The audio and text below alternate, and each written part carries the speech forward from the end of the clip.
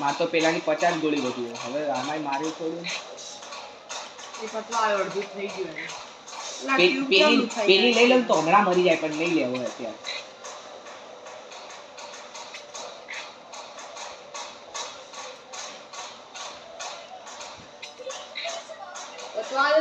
હાથ ઉપર માર આપણે ક્યાં જતા રહ્યા દેખાતું જ નથી કઈ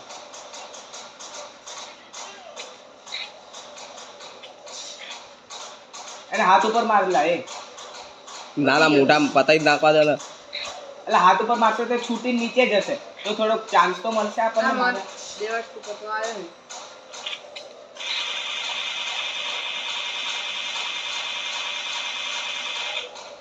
ગઈ